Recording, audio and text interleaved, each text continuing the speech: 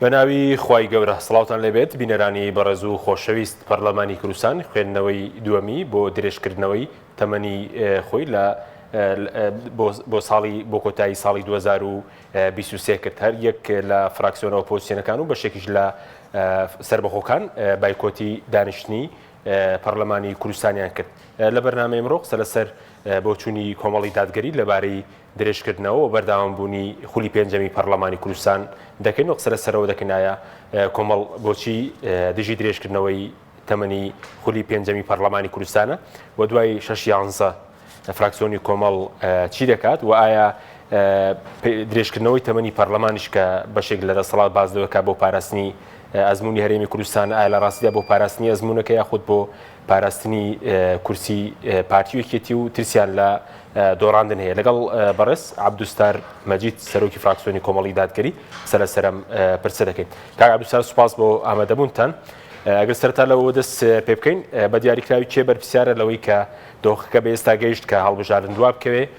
تەمەنی پەرلەمانی کوردستان درێژ بکرێتەوە. ڕەخنەش لەلایەنەکانی ئۆپۆزیسیۆن دەگیرێ ئایا پێشتر پرۆژەیان پێشکەش کردەوە بۆ ئەوەی کە هەڵبژاردن لە کاتی خۆیدا بکرێت؟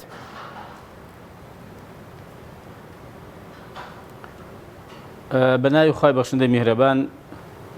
سەلام و ڕەحمەت و بەرەکەتی خوای گەورە بەسەر ملایەک دابڕژێ. خۆشحاڵین کاک حەشیم بەدیداری ئێوەوە لە ڕێگەی ئێوەشۆ بەدیداری بینەرانی خۆشەویست دەگەینەوە. سوپاس دەکەین. وەڵا زۆر ڕوونەکە چێ بەرپرسیارە ئەمڕۆ پەرلەمان ناسار بووە یان بەنای یاسایی تەمەنی خۆی درێژ دەکاتەوە. ئێمە لە پار ئەم وەختە سەرۆکی فراکسیۆنەکان لەگەڵ سەرۆکایەتی پەرلەمان کۆبووینەوە. ئەو کاتی داوایان لێ کردی کە هەر حزبێک و فراکسیۆنێک بۆ چوونی خۆی سەبارەت بە یاسای هەڵبژاردن پێشکەش بە سەرۆکایەتی پەرلەمان بکە. ئەوە بوو ئێمە وەکو فراکسیۆنی کۆمەڵ و وەکو کۆمەڵی دادگەریش لە 7/11/2021 پێشنیار و پرۆژەی خۆمان دا بە سەرۆکایەتی پەرلەمانی کوردستان سەبارەت بە هەمواری یاسای هەڵبژاردن. ئەمە لەگەڵ ئەوە کە هەموار بکرێ و هەندێک مادە و هەندێک بڕگەی کە بە تایبەتیش کە ڕێگە بە تەزویر دەدا، ڕێگە بە ساختەکاری دەدا، ئێمە لەگەڵ ئەوە بین کە ئەم مادانە هەموار بکرێ. ئەوە بوو دواتر ئێمە فراکسیۆنەکانی ناو پەرلەمانی کوردستان بێزگە لە فراکسیۆنی پارتی و پێکهاتەکانیش کە لەگەڵ پارتین، ئێمە هەمومان ڕێککەوتین لەسەر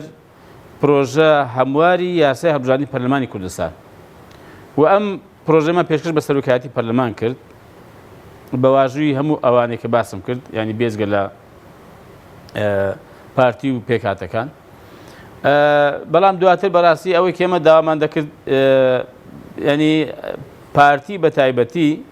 نەداهاتە ژێرباری ئەوە. 8 کۆبوونەوەی سەرۆکایەتی پەرلەمان یا سەرۆکی فراکسیۆنەکانمان کرد لە پەرلەمانی کوردستان. باشە. نەمانتوانین بەڕاستی بگەین بە ڕێککەوتن. دوایی ئەم پرۆژەیان دا بە حزبەکان گوتیان بەشکم لایەنە سیاسیەکان خوان لەسەر ڕێککەون، ئەویش لەوانەیە نازم چەند کۆبوونە 5-6 کۆبوونیان لەسەر کرد دیسانەکە ئەوانیش نەیانتوانی بەڕاستی مەبەستم ینی کۆبوونەوەی باڵای سەرۆکایەتی مەگە سەرۆکی حزبەکان و نوێنەری حزبەکان سەبارەت بە هەڵبژاردنی پەرلەمانی کوردستان. بۆیە بەڕاستی ئەوە ئێمە نین بەرپرسیار بین لەوەی کە هەڵبژاردن لە کاتی خۆی دانەکراوە. ئەوانە بەرپرسیارن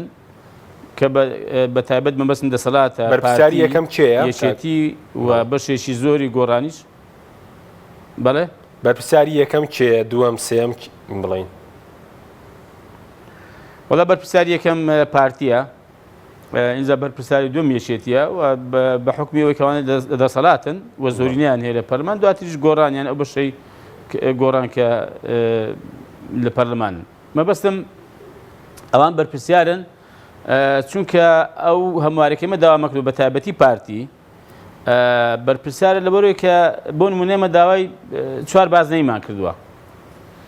باشە ئەم دەپرسم ینی بۆ پارتی بە 12 بازنەی بۆ عێراق رازی بوو، یەک دەنگیشی نەکرد، نێگوت ناڕازیم یا گلەی بکە یا خۆی تووڕەکە، بۆ هیچی نەگوتیان لەگەڵ عێراق. بۆ ئێستا لە کوردستان بە 4 بازن رازی نییە، بۆ عێراق بە 12 بازن رازی بوو. ئێمە گوتمان کاکە بژماردنەوەی ئەلکترۆنی ساختەکاری زۆری تێدا کراوە ئێمە دەمانەوێت بەدەستی بژمێردرێتەوە یعنی ئمە داوایکی خۆ قورس نییە بەدەستی با بژمێردێتەوە بەراوردی پێ دەکەین چونکە بە ئەلکترۆنی ساختەکارێک زۆر کراوە نهاتنە ژێربارەوەی ئەمەش بکەن مەسەلەن بۆ نمونە ئێمە گوتمانە تۆماری دەنگدەرانی عێراقمان هەیە هەرێمی کوردستانمان هەیە زیاتر لە 400,000 دەنگ ینی جیاوازی هەیە لە نێوان تۆماری دەنگدەرانی هەرێمی کوردستان و تۆماری دەنگدەرانی عێراق ئێمە گوتمان کاکە با پاک بکرێتەوە ئەگەر تۆمارێکی ڕێکوپێکمان هەبێت ینی سەر لەبەر دابنرێتەوە ئەگەنا بە ئەوی عێراق بکرێتە بنەما و پاشش بکرێتەوە لە ناوی دووبارە مردوو لە ئەوانە بارحاڵ ئەو داواکارانی ئێمە مەسەلەن پێکاتەکانی مەگوتمان کاکە با بەلانی کەم دابەشیانکەین بەسەر پارێزگاکان و با تۆماری دەنگدانی خوانیان هەبێ و هەندێک ڕێکار بگرنێ بەرکە بەڕاستی هیچ حزبێک نەک ینی پارتی یان یەکێتی هیچ حزبێک نتوانێت ئیستیغلالی بکە بە ئەوانە سەر بەخۆ بن بە خەڵکەکەی خۆیان دەنجیان پێ بدەن نوێنەی ڕاستەقینەی خەڵکەی خۆیان بن باشە بۆ بەڕاستی ئەوان بەرپرسیار لەوەی کە هەڵبژاردنە کاتی خۆیدا نەکراوە کاک ئابوسار سەبارەت بە ئێوە چەند ڕۆژێک لە ناو پەرلەمان داوا لە سەرۆکایەتی پەرلەمان دەکەن کە وەڵامێکتان بدەنەوە بە چ بڕگەیەک تەمەنی پەرلەمان درێژ دەکەنەوە هیچ وەڵامێکتان دەستکەوت لە کاتێکە خۆتان باستان لەوە کردووەوە بۆ نمونە پێچەوانی مادەی 51 یاسای هەڵبژاردننی پەرلەمانی کوردستانە مادەی 6 پەیڕەوی ناوخۆ 56 دەستوری عێراق سەرۆکی پەرلەمان کە خۆی دکتۆراشیە لە یاسا هیچ وەڵامێکیان توانین وەڵامی ئەو پرسیارەیەوە بدەنەوە لە ناو پەرلەمان نەخێر لەبەرەوەی کە خۆشیان دەزانن خەڵکی یاسایان هەیە خەڵکی شارەزایان هەیە کە دەزانن درێژکردنەوەی تەمەنی پەرلەمان هیچ پاڵپشتێکی نییە لە ڕووی یاسایی و لە ڕووی دەستوری عێراق و پەیڕەوی نێوخۆی پەرلەمانی کوردستان ئێمە ئەمڕۆ و دوێنێش داوامان گوتمان بەڵگەیەکمان بدەنێ لە دەستوری عێراق لە یاسای هەڵبژاردننی پەرلەمانی کوردستان و لە پەیڕەوی ناوخۆی پەرلەمانی کوردستان کە ئێوە دەتوانن تەمەنی پەرلەمانی کوردستان درێژ بکەنەوە تا ئێستا نەخێر هیچ بەڵگەیشم نەداوە بە ئێمە و دەستیان ناکەوێ یعنی ئەوە پرۆژەکەیە ئافەرموو پرۆژەی پێشنیازە یاسای بەردەوامی خولی پێنجەمی پەرلەمانی کوردستان سێ مادە پێکاتووە یعنی دەبوو مەسەلەن ئاماژە بکە بە پاڵپشت بە ئەو مادە دەستوریە یا پاڵپشت بە ئەو مادە یاساییە یا ئەو خاڵی ئەو مادەی پێڕەوی نێوخۆی پەرلەمانی کوردستان ئێمە ژمارەی یاسایی پەرلەمانتاران پرۆژەمان پێشکەش کردو بۆ بەردەوامی خولی پێنجەمی پەرلەمانی کوردستان تێیدا نییە باش ینی هەر یەکەم ئەوە ماوەی خولی پێنجەمی پەرلەمانی کوردستان عێراق لە 6/11/22 هەتا ساڵی پاییزی ساڵ 2023 پێویستە هەڵبژاردننی خولی شەشەمی پەرلەمانی کوردستانی عێراق پێش کۆتایهاتنی ئەو وادەیە بکرێت سێمیان کار بە هیچ دەقێک ناکرێت یعنی بەڕاستی شتی شکلیە و هیچ بەڵگەیەکیان نەهێناتەوە کە قەنەعەت بە ئێمە یا قەنەعەت بە هاوڵاتیان بکە کە ئەم کارێ دەکەن کارێکی یاساییە یا پشتیوانێکی هەیە لە دەستور یا لە یاسای هەڵبژاردننی پەرلەمانی کوردستان یا لە پێڕەوی نێوخۆی پەرلەمانی کوردستان باشە ئێوەکو فراکسیۆنی کۆمەڵ بۆچی دژی درێژکردنەوەی تەمەنی پەرلەمانن کێشەتان چییە لەگەڵ ئەو درێژکردنەوەیە ئێمە یەکەم ئێمە لەبەرەوەی کە لەگەڵ ئەوە بووین مەبدەئیان وەکو پرەنسیپ لەگەڵ ئەوەی کە هەموو هەڵبژاردنەکان لە کاتی خۆیدا بکرێ یعنی ئەوە با من بۆ ڕای گشتی ڕای دەگەێنم کاک حەشیم حتا ئەگەر لە قازانجی کۆمەڵیش نەبێ یعنی گە کۆمەڵ بارودۆخیشی باش نەبێ مەبدەئیان قەنەعەتمان وایە ئێمە هەڵبژاردنەکان لە کاتی خۆیدا بکرێ ئەوە لەبەرەوەی مافێشی خەڵکە لە ڕووی شەرعیەوە لە ڕووی یاساییەوە ئێستا یعنی کەسێک دەنجی بە من داوە لە 2018ەوە لەوانەیە ئێستا پەشیمان بێ لەو دەنگی بە منی داوە لەوانەیە پەشیمان بێ ئەو دەنگی بە فڵان پەرلەمانتاری داوە لە فڵان فراکسیۆنەی قەنەعەتی نەماوە ئێستا یا بۆ نمونە ئێستا هەر خەڵکێک هەیە قەنەعەتی بەم مؤسسە و دامەزراوەی پەرلەمانی کە توانی بێتی دیفاع لە خەڵک بکە یا بە ئاراستەی کار بکە کە کێشەکانی خەڵک چارەسەر بکە داواکاریەکانی خەڵک جێبەجێ بێ و بەرگری لە مافەکانی خەڵک بکە ڕەنگە خەڵک قەنەعەت نەما بێ ئەمە چۆن دەتوانم ئێستا بێن بۆ خۆم تەمەنی خۆم درێژکەمەوە کە لە کاتێکدا ئەوە گرێبەستێکی کۆمەڵایەتی سیاسی بۆ لە نێوان ئەو کەسێ هەڵبژێدراوە لەگەڵ ئەو کەسانی کە دەنجیان پێداوە یعنی ئێمە بۆیە مەبدەئیەن ئێمە لەگەڵن کە هەموو هەڵبژاردن لە کاتی خۆیدا بکرێت ئەمە یەک دوو ئێمە بۆیە دژی درێژکردنەوەی تەمەنی پەرلەمانی چونکە هیچ بەڕاستی بڕگە و مادێشی یاساینی پاڵپشتی بێ پشتیوانی بکە کە بتوانین ئەم کارە بکەین سێ وەکو باسم کرد ئەوە گرێبەستێکی نێوان ئێمە و خەڵکە ئەمە جارێکی لە سەرۆکاتی پەرلەمان باسم کرد گوتم کاکە وەرن ئێوە بەڕێکارێک قەناعەت بە خەڵک بکەن ڕاپرسی بکەن ئەگەر خەڵک زۆرینە لەگەڵ ئەوە بکە ئەم پەرلەمانە بەردەوام بێ بۆ تەمەنی درێژ بکرێت بۆ ساڵێک ئێمە ئەو کاتی رازین مادەم خەڵک رازی بێ پێی باش بمە رازین ناتوانین ینی کاکە دەفەرمو قەناعەت بە خەڵک بکەن بۆیە مەبدەئیەن ئێمە بەڕاستی لەبەر ئەو هۆکارانە ئێمە لەگەڵ ئەوە نین کە پەرلەمان تەمەنی درێژ بکرێتەوە دەبوو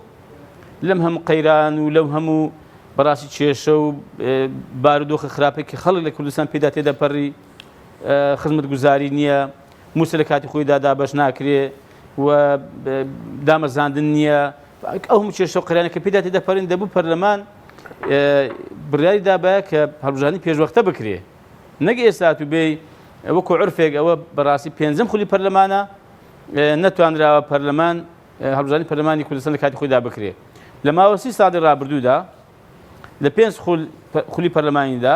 بۆ زانیاریتیان ئەوە 8مین جارە پەرلەمانی کوردستان تەمەنی خۆی درێژ دەکاتەوە کە من پێم وایە ئەمە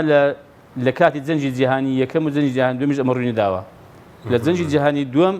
ئەمریکا هەڵبژاردننی خۆی ئەنجام داوە باڵە ئەم پێم سەیری ئەمە لە شەڕی نە بەڕاستی ینی بارودۆخێکی نائاسایی هەیە لە وڵات بەرەی کاکەمە ناتوانین هەڵبژاردن بکەین هەر ئەوەیە کە بەڕاستی هۆکارەکەی ئەوەیە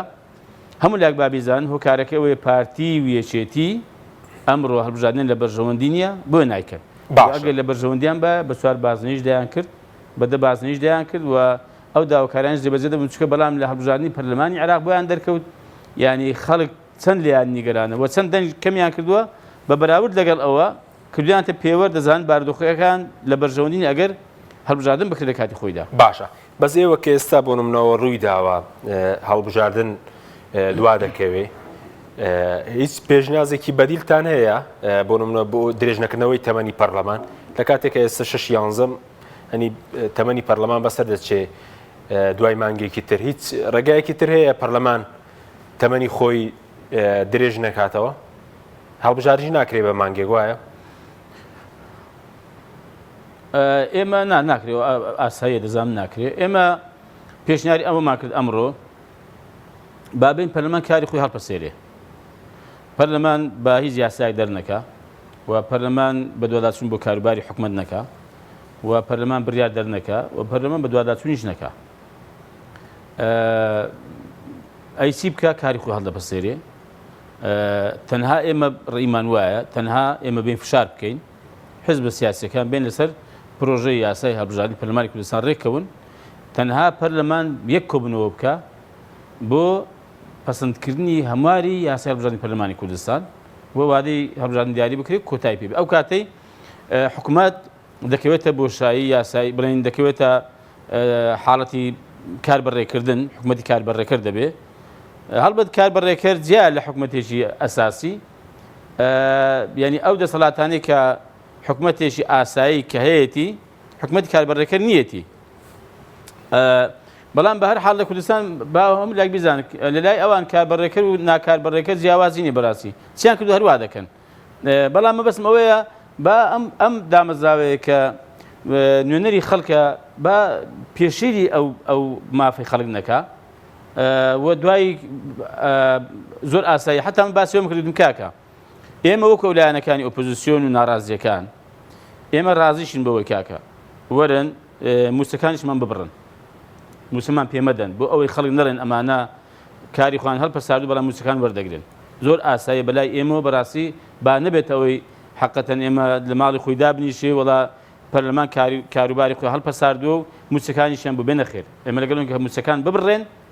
و باشەوانی دەسەڵاتم پرسیارێکی دەکەم ئێستاوان تەمەنی پەرلەمان درێژ دەکەن و بە ئێمە دەڵێن کاکە خەڵکێکی دەڵێ مەسن با موسە وەرنەگریان نەچن تەبەن دوام قسەم هەیە بۆ مۆزای بەڵام یەک بابەتی کەیە باش ئەوان ئێستا ئەمە دەڵێن بە نایاسایی تەمەنی پەرلەمان درێژ دەکەین خۆم درێژی ناکەمەوە خۆمە ئەمن لەگەڵ نیم بەڵام کاکە مادەم ئەتوو فەرموو بڵێ کاکە من لەگەڵ ئەوەی کە تەمەنی پەرلەمان درێژ دەکەینەوە لەبەرەوەی کە بە حسابی خۆیان فەراغی یاسای دروست بکە فەراغی یاسای فەراغی دامەزراوەیە بەڵام ئەوان با موسێ وەرنەگرن بە ئەم ساڵە با موسێ وەرنەگرن لایەنەکانی دەسەڵات پاشتان بەڕاستی کاک حەشیم ئەوانە من گوێم لێ بۆ لێرە و لەوێ لە ڕاگەیاندن دەڵێن کاکە بە ئەوانە ئەگەر ڕازی نین لەگەڵ درێژکردنی تەمەنی پەرلەمانین بە پەرلەمان بەجێ بێن یان نێن بۆ پەرلەمان. پەرلەمانی کوردستان و حکومەت ئەم دامەزراوانە مرچیبابی هیچ کەس نییە. ئەوە ئێو خەڵکی هەرێمی کوردستانە بەڕاستی. کاکە بۆ چمە ئاغا و مسکێن و کرمانجێک ئاغاگەر کابرای جوتیاری فەقیریا کرمانجی بەدڵ نەبوو دەریکە و چێشێ بۆ دروستکە هەکە خۆ ئاغات و شێخاتی نییە ئەمە. ئەوە دامەزراوەیەکە کە ئێمە پێش هەموو کەس ئەو دامەزراوانە بە خۆمان دەزانین لە دروستکردنی ئەم وەزعەدا کە کاتی خۆی کە پێش ڕاپەڕین و ڕاپەڕین و ئانە کاکەم حەزەکەم بزانم داخەوەی کە ئێستا زۆرترین دەسەڵاتی لە هەرێمی کوردستان لەکوێ لە پێش ئێمە بۆ حەزەکەم بیزانین. یعنی بەڵای باوەڵامان دەنەوە کە ڕاپەڕینمان کردو وەڵاهی شار هەیە ئێمە گەیشتە کەرکووچی تەبان ئەوان لە حدودی نهاتنە خوارێ ئێستا خۆی بە خاوەنی مشت دەزانێ وەڵا ئەگەر پێیان باش نیە بانێن بە پەرلەمان بچی بابتە یعنی کاکەوە ئاغاتی و چێخایەتی ئەمە یعنی چۆن بیر دەکەوە تەبان بۆیە حەقەتەن ئەم قسانە نەکرێ باشە ینی قسەی زۆر خراپە بەڕاستیانی ئێمە مؤسساتە حەقەتەن بڕیار دەدەم لێوێ دەبم لێوێ نابم من پێت دەڵێم کە ئەو کارێکە جنابەت دەیکەی هیچ بەڵگەیەکی یاسایی و دەستوری دەپژ نییە بەڵام ناتوانین بم بڵێ وەڵا بانێن ینی بۆ ینی کاکە دیوەخانە ئەگەر حەز نەکردن ئەمن نێمەوەگەی حەز کرد ئەمن بێم بەدەستوی نیە بەڕاستی ئمە بەدەست خۆمان ئێمە قەرادەین داخۆ دەچین یان ناچین بەرحاڵ ئێمە بە ئەوان ئەگەر ڕاستەکەن با بچن ئەوە بکەن کاکە خۆی بۆ ئەمە بەجێ بێڵن مەسەلەن هەرچەند ئەوە بەڕاستی پەیوەندی بە حیزبەوە هەیە و پەیوەندی بە فراسیۆنەکانی ناڕازی و ئۆپۆزیسیۆن هەیە لە پەرلەمان بزانین داخوا ئێمە لە کۆتا دێتی قەراردنەوە ئەوە ئێمە بەڕاستی بەراممان داوە بە جەماعی قەرار دەین بمێنینەوە لێ بێنە دەرە بەیەک و بڕاردن بەرام لەمە گەڕێ وەڵام پێم وایە دەبوو ئەوانەی کە بە تەزویر چونە پەرلەمان بەجێ بێڵن نیوەیان بە تەزویر چۆتە پەرلەمان بە من دەڵێ مەسەڵەن با پەرلەمان بەجێ بێڵن یعنی بۆ ئەوەی کە چی یاسایەکی پێباش بێ ئەو ڕۆژانی ڕابردوو لە یاسای تون و تیژی خێزانی چی ناشەرعی هەیە چی ناحەق هەیە چی دژی ئەخلاق و ئاکار و ینی پەیوەندی کۆمەڵاتیەکانی ئەم کۆمەلگایە بێنێتە پەرلەمان پەسەندیکە کۆمەلگای پێتێکدا و شیرازی کۆمەڵاتی پێ بسڕێنێ دەیە بەڕاستی ئاواز زەمینی بۆ ساز بێ ینی بە ئارەزوی خۆی یاسا بێنێتەوان و کەس ڕێگری نەبێ کەس نەڕێ کاکە ئەمە هەڵەیە نابێ بکرێ بەڕاستی بۆ وەڵاوی تێ دەکەن کوردواری خۆمان دەڵێ تا صاحب مال دز صاحب مالێک ینی دز بە کابرای گوتێ دو لێرس دەکەی یعنی ئەو بە من دەڵێ ینی ئەو بە ناشەرعی و بە تەزویر چۆتە وێندەر ئەو بە من دەڵێ ینی کە دەوێت مەسەلەن مەیدانیشی بۆ چۆڵ بێ و بە ئارەزوی خۆی وەڵای ئێمە نازم بەڕاستی لە کۆتای دەچ بڕیار دەدەین تەمەنەمە دەبێت تۆ سەر حزب بەڕاستی سەرکردایەتی و یان کۆبوونەوەی گشتی قرارەدا و دەمێت تۆ سەروێ ئێمە ئەو لایەنەکانی ئۆپۆزیسیۆن و ناڕازیەکانی زودنەوەی گۆڕانی کاک عەلی و جەماعەت لەگەڵ مەسەلەن ئازادی و لەگەڵ سەربەخۆکان ئمە بریارمان داوە هەماهەنگیمان باش هەیە بەتابەتی بۆ ئەم بابەتە بەیەک و بریار دەدەین باشە بەڵام ینی مافی ئەوانە نیە ئەم قسانە بەو لایەنە بن کە ناڕازین دەڵێن درێژکردنەوەی تەمەنی پەرلەمان یاسایی نییە و بەڵگەی یاسایی تێن بەدەستەوە نییە باشە بەس وەکو خۆتان بۆچی لەگەڵ لایەنەکانی تر وەکو دەڵێ باراشی خۆتان تێکەڵاو دەکەن و بڕیارێک نادەن ئایا مادەم بە ناشەرعی دەزانن دوای 6 بڕیارێک نادەن وەکو خۆتان وەکو کۆمەڵی دادگەری کوردستان چکە ڕەنگەن دێکلایەن ترسیان لە شوێن گرتنەوەیان هەبێن دێکلایەن ترسیان لە کورسی هەبێت کاک حەچیم ئێمە مادەم بەیەکەوە کار دەکەین ینی چەند لایەنێکین بەیەکەوە کار دەکەین و پرس و ڕاوێژمان بەیەکەوە هەیە و هەماهەنگێکی باشمان هەیە ئێستا خۆی وا بەهێزە کە ئەگەر بمەین هەمان بەیەکەوە دەمەینەوە بە مەبەرراتێک کە دوای ڕەنگە پێویستکە لە بەلاغیدا ڕوونیکەنەوە بۆ ڕایگشتی و ئەگەر ئێمە وا بەهێزترە وا بە قووەتە ئەگەر ئێمە بەیەکەوە لێ بینە دەرێ بۆیە ئێمە ینی کۆمەڵی دادگەری بە تەنیا ڕەنگە بڕیارەدا ڕەنگە قەنەعەتی خۆی هەیە بە کۆمەڵی دادگەری و ڕەنگە مەسەڵەن ناخی من شتێک بێ جیاواز بێ بەڵام ئێمە بڕیارمان داوە هەر حەوت پەرلەمانتارەکەمان ئەمڕۆ کۆمەڵ بڵێ بەیانی بەسنە پەرلەمان ناچنە پەرلەمان وەلامان کاتدا پابەندیم بە بەڕاستی ئەو هەماهەنگی کە لەگەڵ ئەو لایەنانە هەمان چکە بڕیارمان داوە بەیەکەوە هەموو بڕیارماندا کە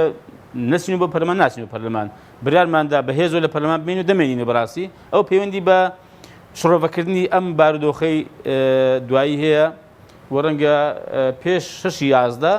ئێمە هەموو لایەکمان ڕێکەوین لەسەر بڕیارێک بۆ ڕایگشتی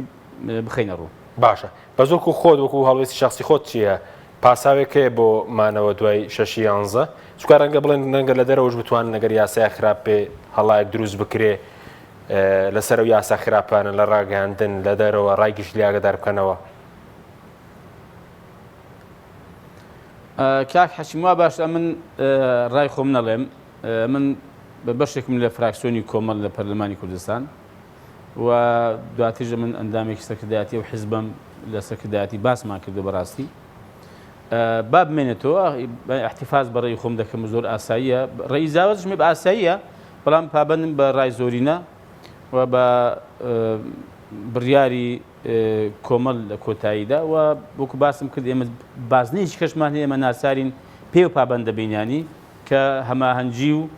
و ڕێکەوتنە لەگەڵ لایەنەکانی ئۆپۆزیسیۆن و ناڕازیەکانی پەرلەمانی کوردستان. باشە بەس ئەو درێژکردنەوەیە هیچ بەڕێزوت پاساوێکی نییە بەزیستە بۆ نمونە من گوێم لە سەرۆکی فراکسیۆنی پارتی بوو باز دەوە کامە بۆ پاراستنی ئەزموونی هەرێمی کوردستانە بۆ پاراستنی کورسیان بۆ پاراستنی ئەزموونی هەرێمی کوردستان ئەو درێژکردنەوە یاخود پەیوەندی بە ترسە لە دۆڕان لە هەڵبژاردن. وڵای ئەزموونی هەرێمی کوردستان بە درێژکردنەوەی تەمەنی پەرلەمان ناپارێزرێ. باڵە ئەزموونی هەرێمی کوردستان بە بنەبەرکردنی گەندەڵی دەپارێزرێ. ئەزموونی هەرێمی کوردستان بە چەسپانی دادگەری دەپارێزرێ. ئەزموونی هەرێمی کوردستان بە بنەبەرکردنی خۆسەپاندن و خودخواهی دەپارێزرێ. ئەزموونی هەرێمی کوردستان بە خزمەتکردنی خەڵک و دابینکردنی مافە یاسایی و ئاسایەکانی کە هەر هەوڵاتی لە دنیا هەیەی دەپارێزرێ. ئەزموونی کوردستان ینی سەیرانی بوو بە درێژکردنەوەی تەمەنی پەرلەمان دەپارێزرێ. منازم ئەو ڕەبتە چییە کردیان لە نێوان ئەزموونی هەرێمی کوردستان و پاراستنەکەی و لەگەڵ درێژکردنەوەی تەمەنی پەرلەمان. پێ دوایە بۆ پاراستنی کورسیە زیاترە و کورسیانەی کە هەن کە لە پەرلەمانن هەم کورسی پارتی بە یەکێتی بێ ئەم درێژکردنەوەی بۆ پاراستنی بەرژەوەندیەکانیانە بەرژەوەندی دەسەڵات کە جناب باس وەکو کورسی بەرژەوەندی ئابووری کە بەڕاستی دارایی و داهاتی ئەم وڵاتیان لە بەردەستە و کە شەفافێتی تێدانی ڕوون نییە پاراستنی بەرژەوەندەکانیانە ینی لە ناوەوە لە دەرەوە لە ڕووی سیاسیەوە لە ڕووی ئابووریەوە و حتا لە ڕووی کۆمەڵایەتی و لە ڕووی حکومڕانیەوە پاراستنی بەرژەوەندەکانیانە. باڵە باشە بەس هەم سەبنونە پارتی ناوی دموکراتی هەیە هەم یەکێتی لە دروشمەکەی باسی دموکراسی دەکات بەڕێز وڵاتانی تریشی گەڕاوی حیزب هەیە دروشمی دموکراسییان پاشگرەکەی دموکراتی بێت ئاوا بە زۆر بیانەوە خۆیان بسەپێن و بمێنەوە و هەڵبژاردن دواخەن هەتا و کاتێک کە دەیانەوێت شتیوا هەیە نمونەی وا لە دنیادا وڵات دەکرێت خۆ بەڕاستی هیچ ینی ناو هەمیشە بەڵگەنی لەسەر ناوەڕۆکەکەی یا لەسەر ڕەفتار و هەڵوێستەکانی ینی حزبی بەعسیش دەگوێ حزبی بەعسی سۆسیالیزمی ینی سۆسیالیزمی بوو بەعس دیکتاتۆرێکی خودخوای خۆسەپێن بوو ئەوانش بەڕاستی ینی عادەتەن ئەوانەی کە ئەم دروشمانش هەڵ دەگرن و بەرزی دەکەنەوە ینی پێم وایە زیاتر بۆ چاواشەکاری و بۆ هەڵخەڵەتاندی خەڵکەوە ینی وەک بڵێ واقعەکەی وانی با بەڕووکەش بە خەڵکی بڵێن بڵێن کاکەمە دیموکراسین ئێمە بڕۆمە بە ئازادی هەیە و بڕۆمە بە ئەو دەستی دەسەڵات هەیە ینی ئەگەر مەسەن دیموکراسیت بێ و ئەگەر خەڵک ئازاد بووایە کاک حەچیم بۆچی لە ساڵی 1991 و لە 1992 ئێمە خاوەنی حکومەتی پەرلەمانی بۆ ئەم وەزعی کوردستان هەر وەکو ئەو کاتی وایە دابەش بووە بەسەر دوو هێز دابەشیان کردووە داهاتەکەی دارایی سیاسەتی و حکومڕانیەکەی دەستکەوتەکانی پۆست و پلەکانیان دابەش و بەسەر یەکتردا لەو لە 92 تا ئێستا هەر وایە ینی کوا دیموکراسیەتیان کوا ینی کە یەکێک لە بنەماگرنگ و پرەنسیپە گەورەکانی دیموکراسی بریتێ لەوەی دەڵێ ئەو دەستکردنی دەسەڵات بە شێوەیەکی ئاشتیانە ئەوان سەر شەڕیان لەسەر دەسەڵات کرد ینی هەزارەها ینینەوەی ئەم کوردیان بە کوژدا لە شەڕەکانی ناوخۆ نەخێرنەوەڵا ئەمە بەڵگەنیە یان ئەگە ناوی دیموکراتە ئەوی ناوی کە سوسیال دیموکراتە واقعەکە دیارە ینی ئایا ئەمانە چەند دیموکراسین و چەند سۆسیالیزمین. باڵێ باشە بەس وەکو جگە لە هۆشداری ناو خۆشداری کۆمەڵگەی نێودەوڵەتیش هەیە لە سەر دواخستنی هەڵبژاردنەکان پلاس خارجی قسەی کردبوو باسی باجی خروج دەکات ینی باجە خروجەکە چیە پێ دوای ئەگەر یەکێتی و پارتی زیاتر هەڵ بژاردن دوا بخەن بۆ دۆخی کوردستان چی بەسەردەیە ئەگەر بەردەوام خۆسەپاندن و دواخستنی هەڵبژاردن؟ من ڕایەکی جیاوازم لێرەدام پێم وایە ئەم وڵاتانەش لەگە خەڵک نین و زۆر گویان لە معاناتی خەڵک و کێشەکانی خەڵک نییە بەڵام ئەو بازە قورسەکەوان باسی دەکەن دەزانی کێیە ئەوە کاتێک کە ئەم دەسەڵاتی ئێمە وەک کە لە دەسەڵاتی لیبیا قەوما وەک ئەوە کە بەسەر مسر هات وەک ئەوەی بەسەر تونس هات کاتێک ئەمانیان بەسەر بێ ئەم کۆمەڵگەی نێودەوڵەتی و ئەم نەتەوە یەکگرتوەکانی کە ئێستا خۆی پێ هەڵدەکێشن خوانی ناکەن بە خاوەن بەخوا کە دەن کاکە ئێمە نەمانگوت ئەدی هەڵبژاردن لە کاتی خۆی دابکەن و کاکە ئازادی خەڵک بە ئازاد بێ و خەڵک مەگرن لەسەر قسە و لەسەر کۆمنت و نەمەگوت باشە فا بن کاکە ئەوستا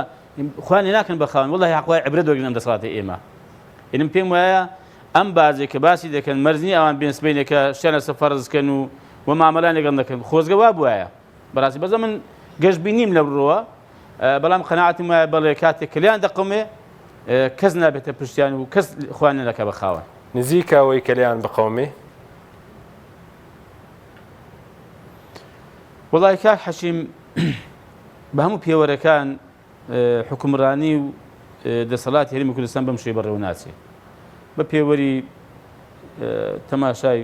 قورئان بکەین تەماشای مێژووی گەلام بکەین و بە پێوەری معانات و کێشە و گرفتەکانی خەڵک بە پێوەری ئەم حکومڕانی سەقەتەی کە دەیکەن بە پێوەری ناڕەزایی خەڵک کە خەڵک زۆر ناڕازیە لەم دەسەڵاتە معاناتی ئێزگار زۆری هەیە ئەم پێم وایە ینی ناکرێت بە حکومڕانی بەم شێوەیە بەردەوام بێ بەڵام دەمێتەوە سەر ینی ئایا خەڵک ڕئیسیە تەمەن خەڵک چی دەکا خەڵک دوایی چی دەڵێ ئەرچەند بەڕاستی لە قۆناغەکانی ڕابردوومە زۆر بە خەڵکمان گوت مەکاکە وەرنیانی یەک شت داوایە لە ئێوە لەم قۆناغەدا هیچ پێویست بە ڕاپەڕی ناکە پێویست بە ینی هیچ خۆ ناڕەحەت ناکە بۆەوەی کە ئەم وەزعە بگۆڕێ هەروە بەس کاکە وەرە دەنگ بدە بەڵام بەداخۆ خەڵک سەدا هەفتای دەنجی نەدا پێم وایە بۆ کاتێک سەدا بیستی کە دەنجیاندا بەڕام بە خەڵکی ناڕازی ئێستا بارودۆخ شتێکی کە بوو بەرحال خۆ من ڕێزمان هەیە بۆ دەنگە ناڕازی ناحەقیش نین ینی ئەمە لە ڕووی کوشتێکی زۆر باشە بەڕاستی خەڵک لەم وەزعە ناڕازیە ینی سەدا هەفتای ناڕازیە کاکە لە هەڵبژاردنەکەی پێشووتر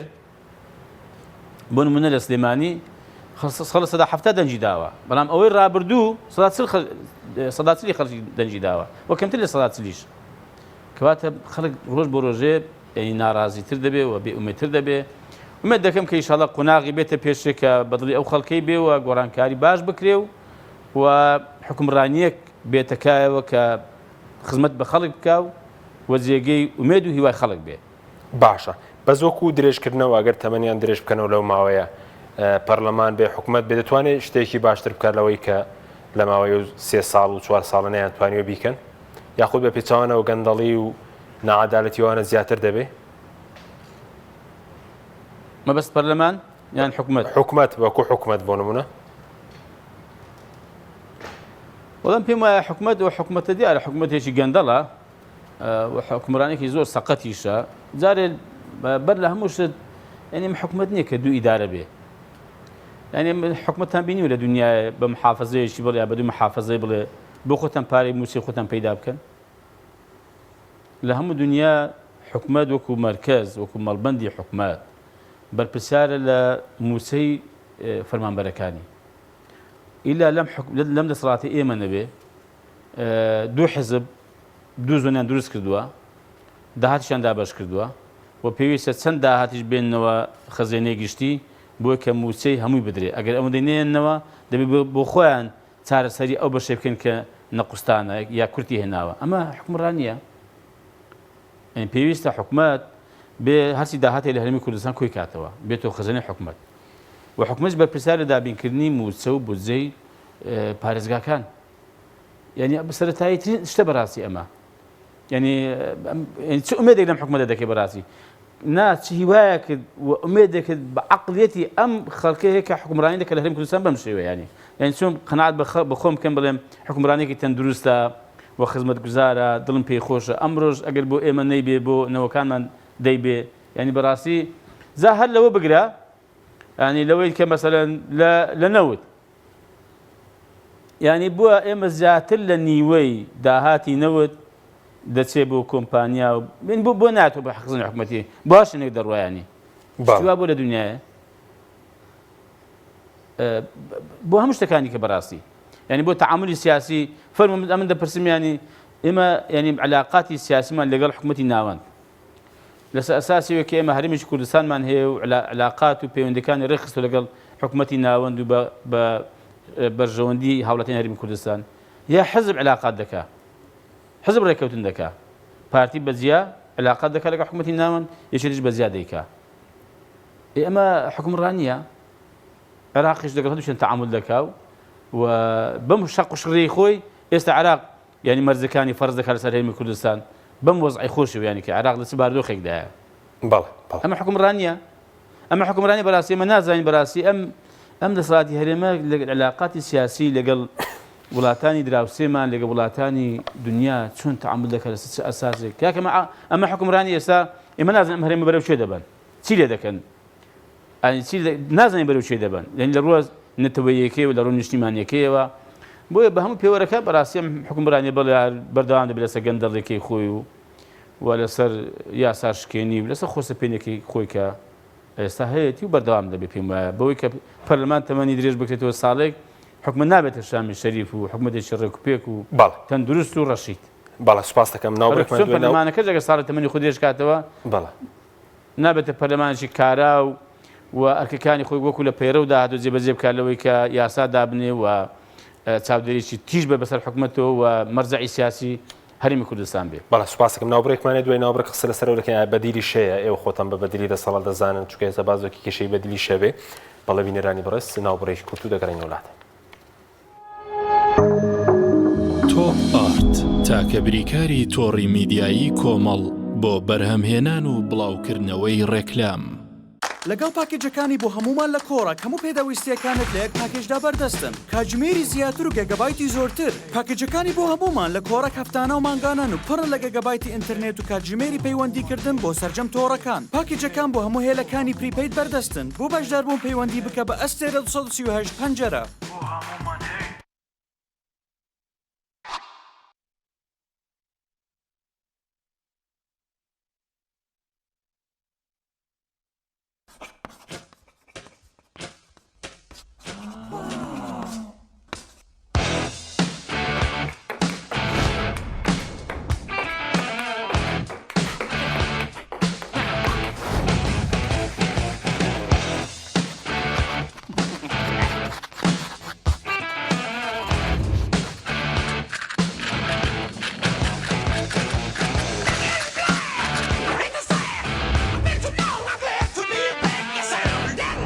نهێنی سەرکەوتنەکانت تەنها ئاڵتونسایە شیری وشکی ئاڵتونسا بە سوودا تامێکی ڕاستەقینەیە دڵنیا بمبینیە ئەو جبسەی وێنەی نییە هەر تامێکی بخۆشە بۆ من بە ئەو بۆ تۆشە ئادەی پێ بڵێن چییە؟ جبسی نینی تامێکی لە یاد نەکراوە. توپ آرت تاکەبریکاری تۆڕی میدیایی کۆمەڵ بۆ بەرهەمهێنان و بڵاوکردنەوەی ڕێکلام.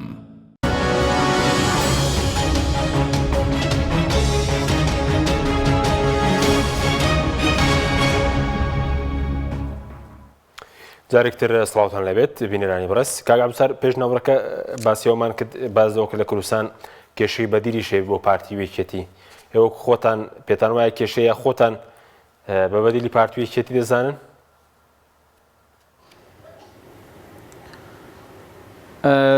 بەڵێ ئێمە ئەگەر وەکو بە ئاماژەم پێکرد ئەگەر هەڵبژاردنێکی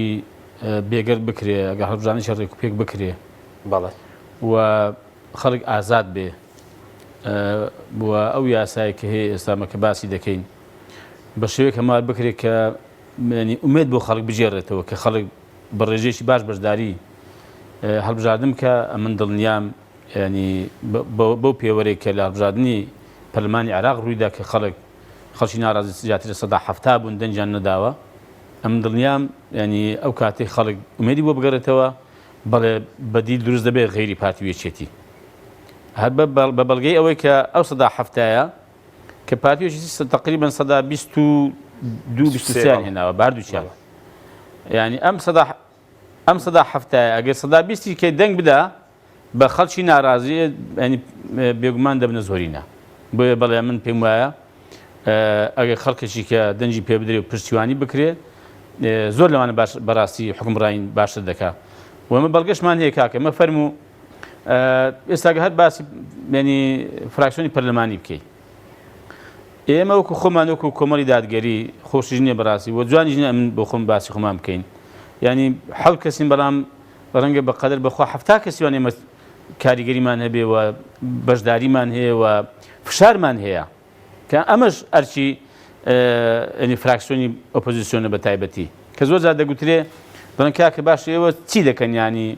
چیتان پێ دەکرێت لەگەڵ ئەوانە کاکە من چی دەکەم خۆ شەڕەت فەنگ نییە ئەمە ینی سیستەمی پەرلەمانی سیستەمی پەرلەمانی ئۆپۆزیسیۆن ئەرچی بنیتێ لە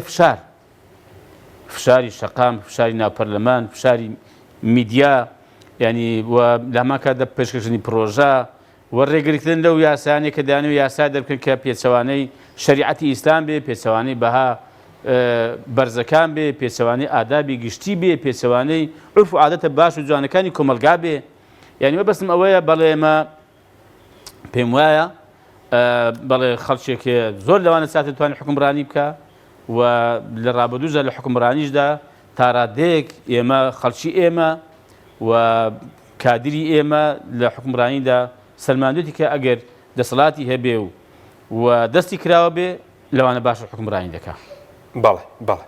زۆر باشە بە سەبارەت بەوەی کە باسیەوەت کرێستا بۆ نمونە لایەنەکە ئۆپۆزیسیۆن ئێوە خۆتان هەم دیفاعتان لە دین و لە ژینی خەڵک کردووە هەم لەسەر ئەو پرۆژە یاسای خێزانی بێ لەسەر پەروەردەی ئیسلامی بێ لەسەر هەوڵ بۆ کۆنتڕۆڵکردنی خولەکانی قورئان خوێندن بێت چونکە بۆ نمونە لایەنی ئۆپۆزیسیۆنێ بۆ نمونە بەیاننامێکی فەرمینیە لەسەر هاوڕەگەزبازی لەسەر یاسای تونوتیژی خێزانی لەسەر پەروەردەی ئیسلامی ڕەنگە خۆشیان باسی داکۆکی لە خەڵک دەکەن ئێوە توانی توانە هەردووکە هەم دژایەتی گەندەڵەکەم داکۆکی لە بڵێن ئاین و دابوو نەریتە بەرزەکانی کۆمەڵی کوردی بکەن بێگومان ئێمە ئەوە بە ئەرکێکی شەرعی و ئەرکێکی یاسای شەشانی خۆمان دەزانین ینی هەم بەرگریکردن لە بنەما و پرەنسیپە و بابەتە نەگۆڕەکانی شەریعەتی ئیسلام و هەم بەرگریکردن لە مافەکانی گشتی خەڵک کە خەڵکێتی ئێمە دەتوان بڵێم هەردوو ئەم بابەتەمان بە هاوتەریبی ینی جێبەجێ کردووە و لەگەڵی دابووین بە تایبەتی لە ڕۆژ شەرعیەک و لە ڕووی ئاینەکەم دەمەوێت بەڕاستی ڕوونکردنەوە بۆ خەڵک بدەم ئەو کێمە بەم ئاخیرە بە تایبەتی لەم کۆتاییاندا بۆمان دەرکەوت ئەم دەسەڵاتە دەست بۆ هێندێک شتی زۆر مەترسیدار دەبا لە ئەو پرەنسیپ و مەبادیئانەی ئیسلام کە خەڵک پێوە پابەندە یعنی بە ئامانج کار لەسەر هێندێک بابەت دەکا و هێندێک پرۆژە دێنێتەکایەوە کە بەڕاستی ڕاست و ڕێک پێچەوانەی شەریعەتە و لە وەتەری شەریعەت و لە وەتەری ئەو مەبدە گرنگ و گەورانە دەدا کە خەڵکی موسڵمان و خەڵکی زۆرینەی هەرێمی کوردستان پێوە پابەندە بۆ نمونە تەماشاکەن لە یاسای پەروەردە چ بەزمێکیان ساز کرد و تەماشا بکەن لە بابەتی جێندەر کە هێنانە پێشێ چ بابەتێکیان ساز کرد چ بەزمێکیان دروست کرد لە بابەتی هاوڕەگەز بازی لەم یاسای تونوتیژی خێزانی لەم پرۆژە یاسای پەروەردە حەزەکەم بیزانی لە هەموو بابەتە لە هەموو ئەو مادە و بڕگانی کە هاتە پێشەوە کە مە قسەی جدیشمان لەسەری کرد کە باز دەکا بۆ نمونە برەودان یا گەشە پێکردنی دەڵێ بەها باڵاکانی بەها نیشتیمانیەکان و ئادا بە گشتیەکان بەها نیشتیمانی و ئادا بە گشتیکردن با ئەدی بەهای ئاینی باشە ئێوە بۆ پێم سەیرە بۆ هێندە لە بەها ئاینی مەبدەئی ئاینی ڕادەکەن خۆتان دەدزنەوە يعني بۆ هەموو لایەکی دەڕۆن پنا بۆ هەموو شتێکی دەبن بەس بۆ لای ئیسلام نایەنەوە ینی زۆر سەیرێک بن بابام کۆمەلگایکی مسلمانین ئەتو دەتەوێت زۆر پەروەردەیەکت دەبێت ناتێ تاکێک پەروەردەکەی کۆمەلگای پەروەردە بێت کە کاکە ینی دەست پاک بێ داوێن پاک بێ و دڵسۆز بێ خەمخۆر بێ کۆمەلگای پڕ لە محەبەت بێ لە خۆشەویستی بێ لە هەماهەنگی و هاوکاری بێ چ زۆر کۆمەلگایەکە دێ کاکە ئەم بنەمایانە کە باسی بۆ نمونە باسی بەهای دیموکراسی دەکەن با حەز دەکەم بزانم بەهای دیموکراسی چییە بەس بۆ ئەوەی نی بەهای ئیسلامی نەکەی زۆر سەیری ینی ئەم دەسەڵاتە خۆی زۆر خراپێر بۆ بەڕاستی ینی بەداخەوە بۆ ئێمە ئەمە لەم ڕۆ حەقەتەن ینی هۆشداریشمان دا و دەستیان بۆ زۆرشتی مەترسیدار بردووە و حقیقەتەن ئێمە ئەوەندەی کە هەبیڵەکەنەوە بەڕاستی لیان قبول ناکەین و لیان قبول ناکەین و بەڕاستی ڕێگریش دەبین بە هەموو شێوەیەکی چکە ئەمانە هێڵی سوورن حقەتەن و تا ئێستاش بەڕێ لەخوا بەزار بوومان چۆتە سەری کە گوتومانە کاکە ئەمانەتە نایاساییە و ناشەرعیە پێویستە ڕایگرن و بۆتان ناسێتە سەری لەگەڵ لایەنەکانی کەشکە خەڵک ئازادە بەڕاستی بەڵام بۆ خەڵک دەرکەوێت کە چێ بەتەنگ ئاینی خەڵکەوەیە بەتەنگ ژیانی خەڵکەوەی بەتەنگ ماف و داواکانی خەڵکەوە ئێمە لە هەردوو ڕۆ کارمان کردو و بە ئەرکێکی شەرعی یاسای مازانی بەڵێ من مەوەستم لایەنی دەسەڵات نییە چووکاوان خەوانی پرۆژەکە بوون خەڵکێک لە دەرەوەی خۆی بە ئۆپۆزیسیۆن دەزانێت بەڵام وەکو ئاسی حزبی سەرۆکی حزبی بێ بەیانامەی فەرمی بێ نەدژی هاوڕەگەز بازی وەستایەوە نەدیژی تونتوژی خێزانی بەیانامێکی فەرمی دەکا بڵێ باڕەتی کەینەوە نە پەروەردەی ئیسلامی نە کۆنتڕۆڵکردنی چالاکی ئاینەکان ئەوش ئایا وەکو دەسەڵات پەیوەندی بەوەیە کە هەندێک کونسوڵخانەوەوانە لە خۆی ڕازیکە ئەوە دەبێ خۆی وەڵام دابێتەوە بۆچی بێ هەڵوێستە بەرامبەر بەم بابەتە گرنگ و هەستیار و بەڕاستی خەتەرانەی کە دەسەڵات و ڕژوانێتی لەم ئاخیرێدا بەڵام پێم وایە ینی هەر کەسێک و هەر لایەنێک هەکبەی چی تێدا بێ هەر ئەو لێ دەڕژێ بەرنامەکەی چی بێ هەر ئەوە پیادە دەکات و ئەو بۆ خەڵک ڕوون دەبێتەوە با خەڵک بزانێت کە ئێوە هەڵوێستی ئێمێ ئەوەش هەڵوێستی لایەنێکی و هەڵوێستی لایەنێکیە باشە وەکو یاسای پەروەردە کە خوێندنەوەی زۆری لەسەرکرا توانیتان بڵێنەوەی کە پەیوەندی بوو بە پەروەردەی ئیسلامی بە مەسەلەی جێندەر و ئەوانە لا ببرێن ئەوە پەروەردەی ئیسلامی بەجێگیری بمێنێتەوە ئەوە کۆتایات و پەسەند کراوە بڵێنە و بڕگانەی کە دەنگیان لەسەر درراوە یاخود بڵێن ماویە جارێ ئەوەی پەیوەندی بە پەروەردەی ئیسلامی و بەڵێ جارێ پەروەردەی ئیسلامی خۆی هێڵدرایەوە بەڕاستی بە هەوڵی هەموو لایەک ئێمە لێ نەگەڕین دەستکاری بکرێ و پاشان ئەو بابەتانی دیکەش کرێ نێو مادە بڕگەکانی ئەم پرۆژە یاسای هەیە ئێمە قسەی خۆمان لەسەر کردووە پشتگیری تاویشمان هەبوو بۆ نمونە هەر بۆ نمونە کە باسی بەهای ئیسلامی دەکەین کە بچەسپێنرێ زیاتر لە هەر کەسێک کە باسی دوو کەس پشتگیری بکە دەبێت لیژنەی یاسای بە هەندی وەگرێ و دەیکاتە پێشنیارێک بۆ دەنگدان بۆیە بەڕاستی ئێمە بای ئەوەندەی لە هەموو فراکسیۆنەکان حقیقەتەن من لێرە لەو ڕۆوە ینی ئەندامانی فراکسیۆنەکانی دیکەش لە دەسەڵاتیش هەبووە پشتگیری ئەم داوای و ئەم پێشنیاران ئێمە کردو من ئومێد دەکەم کە ئێستا دوای کە خوێندنەوەی سێمی بۆ بکرێ کە دەکات دەنگدانی لەسەر دەکرێت بۆ خوێندنەوەی سێم ئومێد دەکەم کە ئینشاڵڵا هەر بمێنێتەوە پشتگیریشمان بکرێ ئەگەر ناو کاتیش بەڕاستیمە دیسان قسەی خۆمان لەسەر دەکەنەوە بە ڕایگەشی ڕادەگەێنین کە ئەمانە بۆ نمونە نانویستووە هیچ بنەما و مەبدەیەکی ئیسلامی کەم خەڵک و کۆمەلگایە زۆر بەهرە زۆر محافزکار و مسلمانە لەم پرۆژە یاسا جێ بکرێتەوە بۆ ڕایگەشتی دەخینە ڕوو و بەڕاستی دەبێت ئەوان تحملی ئەوە بکەن و کاتێک کە ڕایگەشتی چی پێکردن لەسەر پرۆژە یاسای تونتیژی خێزانی ئەوان پێ بکرێتەوە باشە بەس ئەی پرۆژە یاسای تونتیژی خێزانی بڵین پێشنازە یاساکە هەمارکردنەوەکەی کۆتایی پێ دوای و ناڕازایەتیانە جارێک نایخەنەوە بەرنامەی کارەوە چی بەسەرات دوای و ناڕازایەتی بەرفراوانە کە وڵی ئەوە جارێ ئەم پرۆژە یاسای تونتیژی خێزانی دوای ئەو هەرای کە لەسەری دروست بوو ئەو لێکەوتانەی کە لێی کەوتەوە ئێستا کەس خۆی لێ بەخاوەن نازانێ بێخاوەنە ئایا جارێک کە ڕووی هەیە بێتەوە ینی ناوەڵی پەرلەمان بۆ دەنگدان ئەمە یەک دوو ئێمە ڕێککەوتوین ینی هەموو فراکسیۆنەکان لەگەڵ سەرۆکاتی پەرلەمان ڕێککەوتوین نابێ هیچ بڕگە و مادەیەکی لە هۆڵی پەرلەمان پەسەند بکرێ کە پێچەوانەی شەریعەت بێ بۆیە ئێمە بۆ ئەم مەبەستە وتمان کاکە حەکەمیش بۆ ئەم مەبەستە ئێمە ڕازین لیژنەی فتوای هەرێمی کوردستانمان هەیە ئێمە بابەتەنێک کە باسمان کرد کە ئیشکالمان تێیدا هەیە قسەمان لەسەری کردووە ئەمانە بنێرن بۆ لیژنەی فتوای هەرێمی کوردستان با ئەو بڕیاری خۆی لەسەر بدەوە فتوای لەسەر بدا کە ئەمە دروستە و ئەمە نادروستە ئەو کاتێ بابێتەوە هەوڵی پەرلەمان ئێمە دەنجی پێ دەدەین. باشە دەمێت سەرنج لەسەر پرسێک تریش بزانم ئەمڕۆ بڵێ مەراسیمێک کە بوو سەرۆکی حکوومەت قسەی تیا کرد تێبەربوونی ساڵێک بەسەر جێبەجێکردنی پلانی حکوومەتیرێن بۆ مافەکانی مرۆڤ و باسی لەوە کرد کە ئێستا حکوومەتیرێن نمونەیەکی سەرکەوتێ بۆ بڕێوەدان بە دێموکراسی لە ڕووی ئازادی ڕادەربڕین بێ پاراستنی مافی مرۆڤ بێ پەیوەندی نێوان دامەزراوەکان بێ ئەوە بوونی هەیە لە کوردستان ئەوەی کە باسییان دەکات وەڵام بەداخۆ لەبەر کۆبوونەوەی پەرلەمان من نازانم ینی ئەو بە ئەو کۆنگرە و بابەتەم نەبینیوە بەڵام وڵاهی کە باسی ئازادی ڕۆژنامەگەری و باسی مافی مرۆڤ بکرێ ئێستاش بۆ زانیاریتان تەبان چەندەها خەڵک کە خەڵکی بادینان و خەڵکی شوێنی کەشن لە زیندانەکان بەبێ دادگایی کردن بەشی زۆریشی لەبەرەوەی کە لەم دەسەڵاتە ناڕازی بووە و شتی نووسیوە هەیە لەسەر پۆستێک گیراوە پۆستی کردو لە فەیسبوک هەیە لەسەر کۆمنتێک گیراوە هەیە لەسەرەوەی کە بەڕاستی لەو ناوچەکانی بادینان لەم دەسەڵاتە ناڕازیە و دەنجی هەڵبڕیوە ئەنی ئەمە ئازادی ڕۆژنامەگەریە و ئەمە ئازادیە و ئەمە پاراسی مافی مرۆڤە ینی خەڵکێ خۆتان دەزانن بەسەرەن دەی درراوە خەڵکێ کوژراوە لەم هەرێمی کوردستانە لەسەر ئازادی ڕادەربڕین ئەمە پاراستنی مافی مرۆڤ بووە بەڵێ ماوەسمێ نمونەیەکی سەرکەوتون لەوڕۆوە دەربڕینە بەڵێ نمونەیەکی سەرکەوتون ئەوان کە دەڵێن ئێمە نمونەیەکی سەرکەوتوین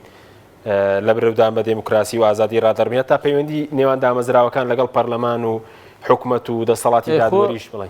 کاک حەشیم بە کاک حەشیم ئێمە نا بڕۆ راپۆرتەکانی مافی مرۆڤی نێودەوڵەتی